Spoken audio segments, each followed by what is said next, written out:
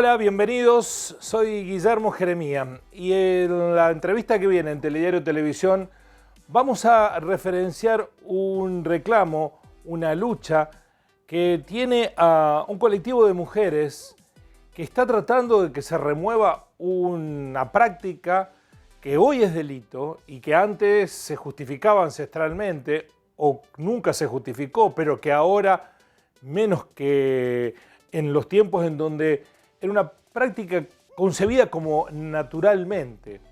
El chineo, ¿de qué se trata? Bueno, se lo vamos a preguntar a una de las integrantes del Movimiento de Mujeres y Diversidades por el Buen Vivir. Voy a saludar a la abogada Paula Alvarado. Un gusto, Paula, gracias por aceptar esta videollamada. ¿Cómo le va? ¿Qué tal? ¿Cómo estás? Buenas tardes. Bueno, quiero que me cuente primero qué es el Movimiento de Mujeres y Diversidades por el Buen Vivir. Bueno, es el Movimiento de Mujeres y Diversidades Indígenas por el Buen Vivir. Ajá. Nosotras empezamos una actividad por el 2013, nos llamábamos Movimiento de Mujeres Indígenas por el Buen Vivir, y a raíz de mayo de un parlamento que llevamos adelante en Salta, decidimos constituirnos como agregarle la palabra diversidades. Entendemos que hoy hay hermanas indígenas que también son trans o son bisexuales, entonces necesitan estar incluidas. Venimos haciendo actividades desde hace, varios años con propuestas de proyecto de ley, un ministerio de mujeres indígenas, la palabra terricidio también en su momento, estuvimos articulando un nuevo concepto en el cual supere la palabra genocidio o lesa humanidad, sino que incluya también no solamente la matanza física, sino que la matanza espiritual y epistemológica. Hemos realizado distintas actividades relacionadas con el genocidio indígena, asesoramiento, en mi caso lo que es jurídico y acompañamiento a hermanas. Y lo más lindo de este movimiento es que es un espacio en el cual convivimos 41 naciones indígenas conformadas por mujeres y diversidades, y en el cual cada una muestra sus saberes, sus cosmovisiones, sus profesiones también. Así que implica un concepto, muchas actividades hemos realizado a lo largo de estos años.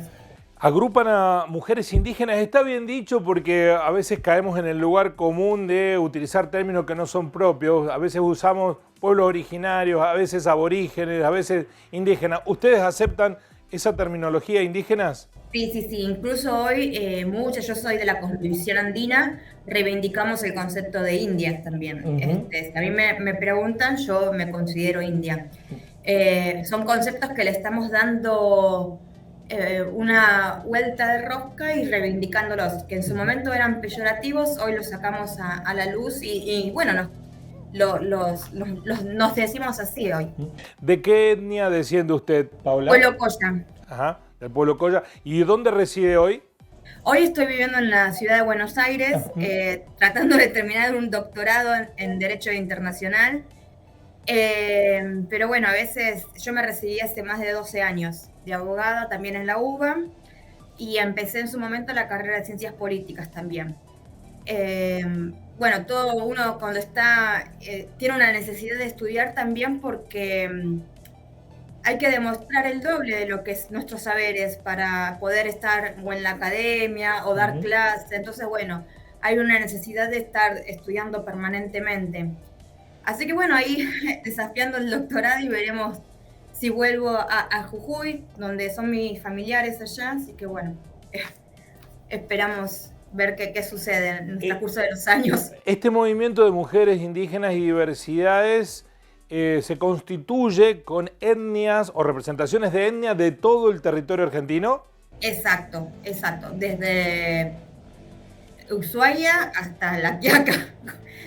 Completo, y desde Misiones hasta San Juan, o sea, todo. Por eso decimos las 41, es un territorio plurinacional, porque está conformado por distintas naciones y encima de distintas comunidades. Nos venimos nucleando, varios parlamentos, llevamos 3 o 4 parlamentos. Con la pandemia no pudimos realizar ninguno, pero este fue el primero después de 2 años de pandemia. y estuvimos presentes más de 400 hermanas, desde el norte hasta el sur, y esto se realizó en Salta, así que sí. Bueno, y estas etnias tienen también lo que nosotros hemos reproducido, una sociedad patriarcal. También en las comunidades indígenas se reproduce el concepto patriarcal. Nosotras en sí somos un movimiento antipatriarcal, Ajá. pero que es, no podemos ser ajenos y ajenas a la realidad. Lamentablemente, varios hermanos dentro de sus comunidades han tomado determinadas prácticas que o será por alguna ONG, o sea, replican prácticas que suceden en la sociedad. Y bueno, nosotras no somos ajenos a eso, que dentro de las comunidades sucede. Incluso una de nuestras demandas también es abolir la violencia de género interna, intracomunidades. Incluso después de estos parlamentos que realizamos, cuando las hermanas vuelven a sus territorios, también sufren un tipo de violencia o algún tirón de orejas de por qué fuiste. Somos conscientes de eso también, sí. Bueno, y hoy están con una bandera que es la de la abolición del chineo. ¿De qué se trata el chineo?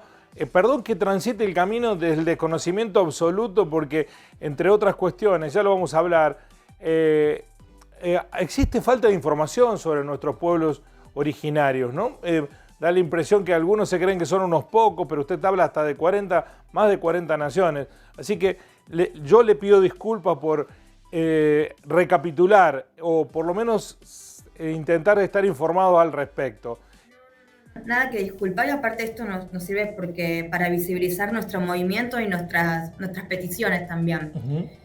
A lo largo del 2019 se hizo una toma pacífica en el Ministerio del Interior, acá en Buenos Aires, en el cual se le solicitaban distintas demandas, tanto jurídicas como gas, agua, luz, servicios sociales.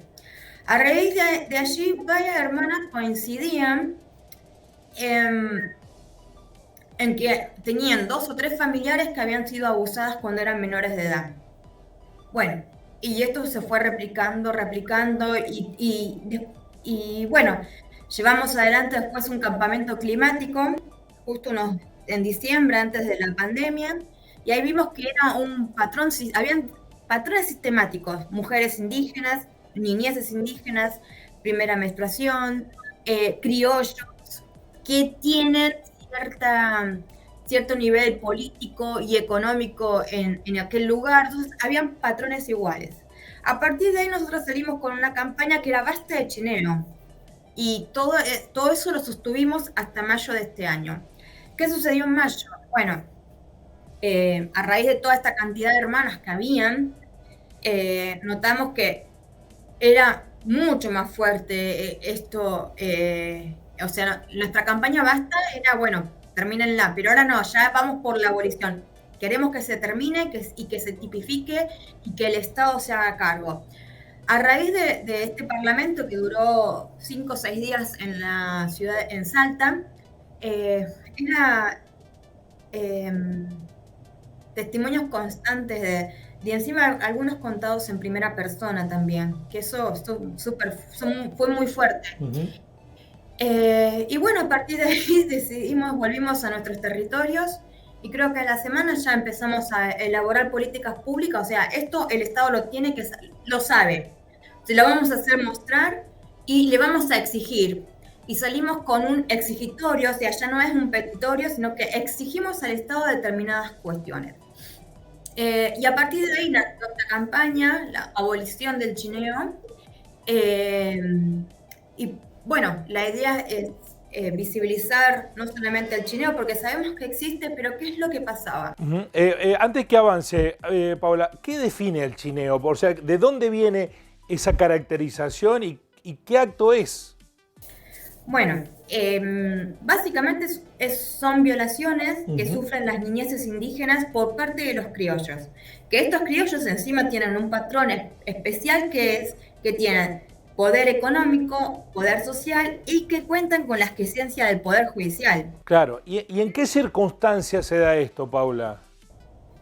Eh, Nosotros al principio habíamos detectado que eran al interior de las comunidades, Ajá. pero también sabemos que, y lamentablemente, hay cómplices, hay organizaciones también que son cómplices y que hacen como una entrega de la niña indígena. Así que bueno, es mucho más amplio quién es el sujeto que lo realiza.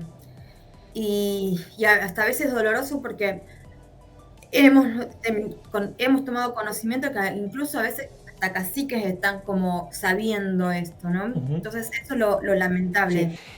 ¿Esto no está tipificado en el Código Penal? ¿No es un delito el que se consuma? Bueno, ahí esto es lo que yo quería explicar, porque a lo largo de los años veníamos viendo estas cuestiones, pero ¿qué es lo que sucede? Primero, bueno, el tema del acceso a la justicia para las hermanas indígenas y las consecuencias que trae contar esto. Después, los pocos fallos que llegaban a alguna instancia judicial, si bien tenemos la categoría del abuso sexual, muchos de los jueces, ¿qué es lo que usaban? Bueno, es un patrón cultural, es una conducta, es una costumbre. Listo, no hay delito. Y dejaban libre al que cometía esto. Costumbre cultural lo encontramos en fácil, yo estuve analizando 10 o 11 fallos del norte. O sea, bueno, no hay delitos porque es una práctica. Eso es lo que decían los jueces. Eh, Doloroso porque encima, y los pocos casos que habían, que se habían cometido, porque a veces son en conjunto, o sea, son criollos, no es un criollo, sino que es un conjunto, es una violación gravísima, eh, llegaban a condenas mínimas y no estaba utilizado, y es lo que nosotros venimos a marcar ahora, esta que es un crimen de odio por ser mujeres indígenas. Y, y este agravante, no es, los pocos fallos que son 2 o 3, no está utilizado el Ujú. agravante de crimen de odio. Y nosotros queremos remarcar bien que eso existe. Hace poquito, por ejemplo, los transfeminicidios, con los son homicidios, hay el artículo 80, el inciso 4, que nos habla de odio por cuestión de clase, de género, religioso. Bueno, en el tema del abuso no está ese agravante. Entonces nosotras queremos dejar bien en claro que se trata de un crimen de odio justamente por ser mujeres indígenas. Ujú. Eh, y esa es la particularidad, porque si no a veces, bueno, es un abuso sexual, sí, pero no es cualquier tipo de abuso, sino que es algo que fue traído con la colonia y que fue puesto porque es mujer indígena. O sea, este es el agravante Ujú. niña indígena, no, niñezas indígenas, que lo que nosotras queremos hacer referencia y ponerlo, dejarlo claro. Ujú. Porque si no, muchos nos dirían, bueno, es un abuso. Y frente al abuso está esta que hacen los jueces que te dicen, bueno, es un patrón cultural, es una Sí, sí. pauta cultural, una costumbre. Usted habló recién, Paula, de complicidades, silencios, anuencias que van permitiendo esto y que se siga reproduciendo en el tiempo. ¿En eso también están trabajando? Sí, también. Y nuestro exigitorio también, eh, nosotras incorporamos una tipificación nueva al Código Penal en la cual el cómplice tenga la misma sanción que el que lo realiza. Ujú. Ya pasamos en lo que es el derecho penal, hay unas complicidades necesarias, acá no, lo mismo, que Ujú. sea exactamente igual. En la mayoría de los casos son menores de edad, son indígenas menores de edad, Todas menores de edad. todas menores de edad. ¿Y por qué cree usted que la práctica no está denunciada, por lo menos a lo mejor es un problema de desinformación de nuestra parte, pero no se conoce tan explícitamente? Bueno, en territorio se sabe. Ujú. Hemos viajado muchísimos, hemos acudido a distintos territorios. Yo muchos años patrociné a comunidades en la provincia de Formosa. En territorio se sabe.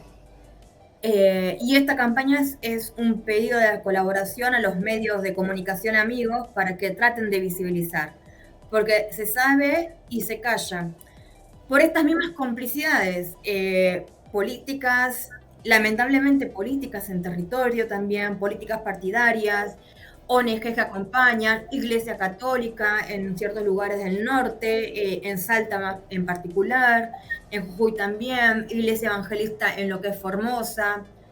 Y esto no es ajeno al poder económico tampoco, ¿no? Entonces, esa es la complicidad que notamos y que con esta campaña queremos visibilizar y bueno, por eso que todos los medios lo tomen y lo levanten y lo manifiesten, lo visibilicen, porque en territorio sí se sabe. Por supuesto que un caso es tan o más importante que 10 o 100, pero han logrado acumular episodios recientes que les ha llamado la atención por la repetición. Sí, sí, sí. No entendí bien la pregunta, pero sí era referida a que si hay varios casos, sí. Claro, y no importa si son 10, 100 o 1000.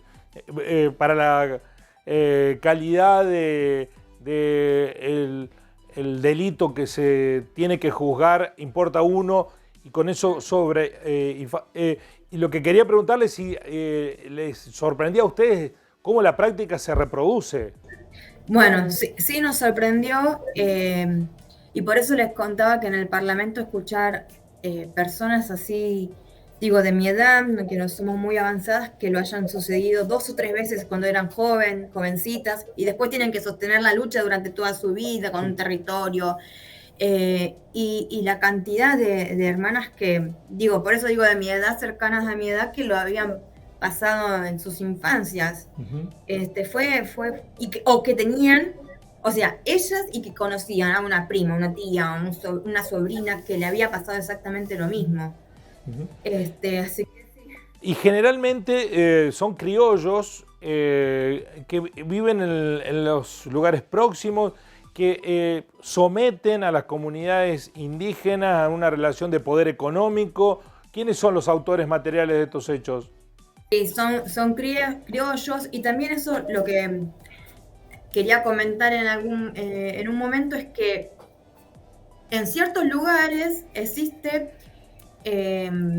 bueno, por ejemplo, Formosa existen políticas asistenciales. La mayoría son empleados del municipio o de algún intendente. Y bueno, esa es la complicidad. Hablaste, saco ese plan, te saco ese trabajo, te dejo en la calle, te puedo, hasta incluso violencia física. Entonces es como una cadena que se va armando en torno a este delito. Complicidad. Incluso hemos notado, no quiero extenderme hasta a gobernadores en ciertas provincias, pero sí por lo menos de los municipios o ciudades que sí, el intendente sabe, lo reproduce y lo hace sin importarle, diciéndole a la hermana, mañana te quedas sin un plan, o tu marido se queda sin un plan. Bueno, es una práctica feudal, ¿no? Que ha ido continuando en el tiempo. En su momento los señores feudales tenían el derecho de pernada como una asignación que no le implicaba culpa alguna. ¿Qué esperan que el Poder Judicial les dé como respuesta?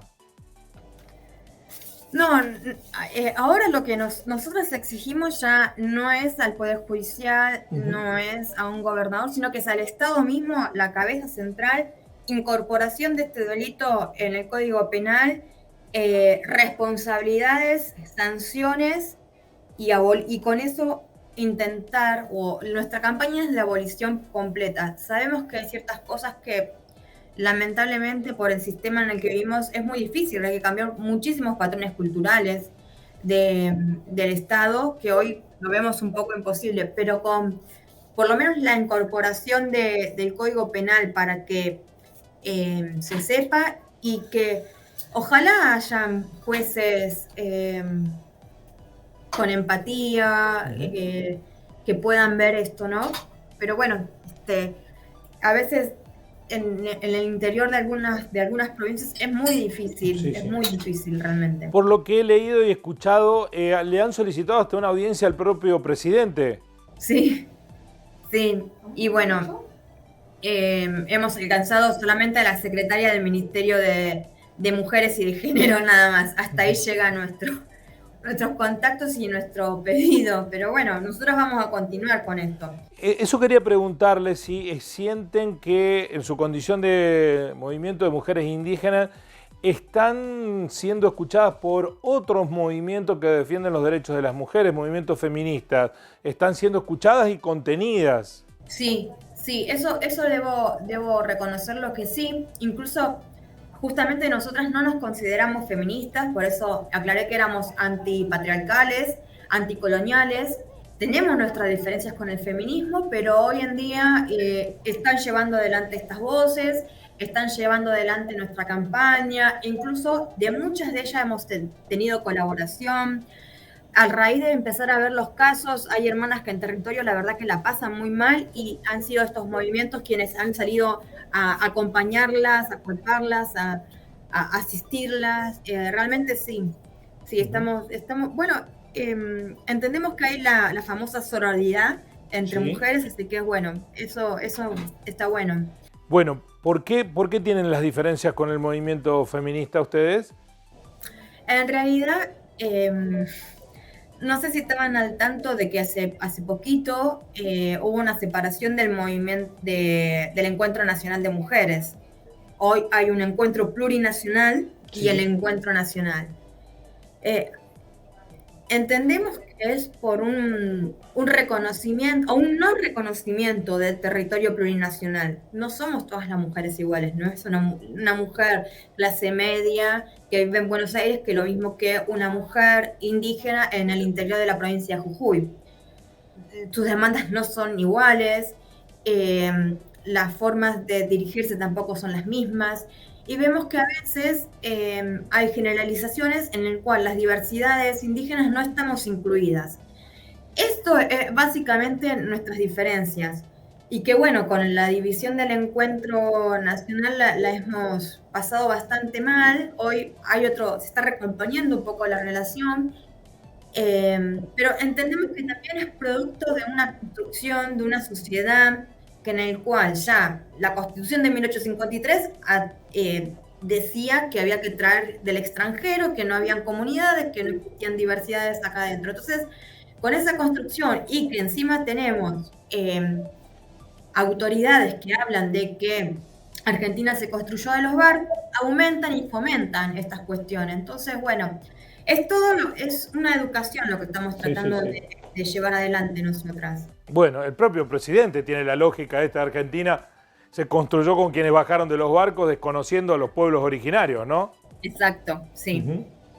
Bueno, para finalizar, quería preguntarle cuán difícil es para ustedes esta lucha, sobre todo teniendo en cuenta que Argentina, y en el último tiempo con algunas voces que son repudiables, se ha caracterizado por no reconocer a los pueblos originarios, aquellos que habitaron históricamente este lugar. Usted habla de 40 comunidades, 40 naciones diferentes, etnias distintas, que han sufrido la estigmatización, la persecución, el desplazamiento de sus tierras ancestrales y además la discriminación en el sentido laboral, educativo, económico, en el que se quiera. Así que tienen que remar el doble que los demás para conseguir cosas. Sí, sí, sí. Ahí yo quería hacer una diferenciación, porque Sí, Argentina en realidad desde 1994 tiene, lo hablo del derecho, ¿no? Que es sí, mi sí. profesión, hay una incorporación del derecho internacional de los derechos humanos súper importante. O sea, creo que es una de las constituciones latinoamericanas que más instrumentos internacionales de derechos humanos incorpora. Estamos un poco lejos de lo que es el Estado Plurinacional de Bolivia o Ecuador, que reconocen la plurinacionalidad y la Pachamama como sujeto de derecho. Pero sin embargo, el reconocimiento de del sujeto indígena existe. Y hay distintas leyes en Argentina que en principio deberían, si se cumplieran, resguardar todas estas situaciones. El problema fundamental es la implementación de esas leyes en territorio. Y antes yo hablaba de desconocimiento, pero hoy con las cuestiones de Internet, con las cuestiones de las capacitaciones, es imposible hablar de desconocimiento, porque llega una demanda, te habla del 75 inciso 17 de la Constitución Nacional y mínimo si sos un juez googlealo si no lo sabes. Sí, Y claro. hay un montón de información sobre eso. Y con esto también apelamos, por eso yo hablé de la educación, porque entendemos que a veces hay una cuestión, hay un racismo estructuralizado, hay una discriminación que ya a veces permeable, otras veces no, pero que está en el inconsciente y está dando vuelta, ¿no? El tratar a todas las mujeres indígenas, por un lado, iguales, está mal, porque no es lo mismo una mujer polla que una mujer mapuche. Ya ahí tenemos una primera barrera. Después, esto que yo hablaba de la diferencia de los feminismos.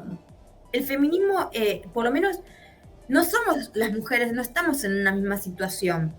Estar empobrecidas, pertenecer a una etnia indígena, te pone en otra categoría. Entonces, ahí también.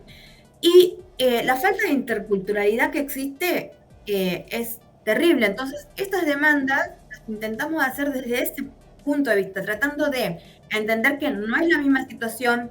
Incluso acá en Ciudad de Buenos Aires hoy hay un crecimiento de las villas miserias. No pertenecemos a ese grupo, ni tampoco a las trabajadoras que no tienen medios de producción, ¿no?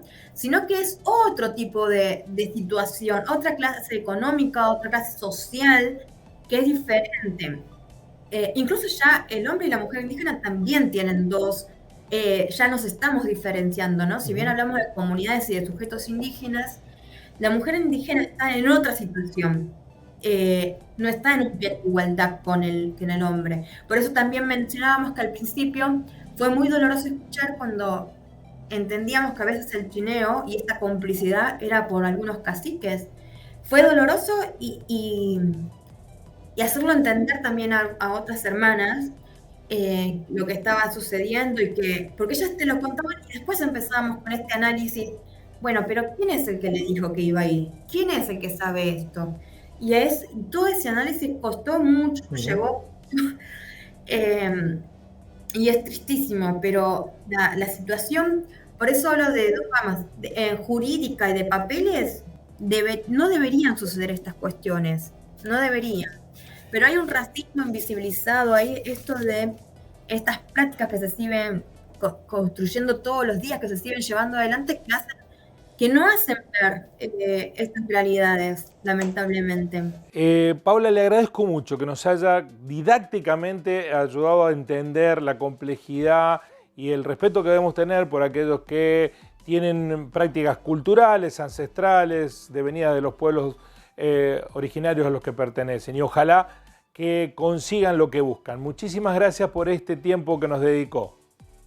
De nada, Tincunacama, que es hasta que nos volvamos a encontrar en quechua. Bueno, Tincunacama, muchas gracias, muy amable. Es interesante ver la diversidad y esta mirada homogénea que se nos intenta imponer, centralista, unitaria, europeizante, que nos hace creer que somos los dueños de algo que no nos pertenece.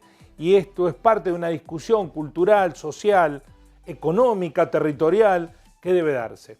Los esperamos en una nueva entrevista de Telediario Televisión. Gracias por estar allí. Así son las cosas.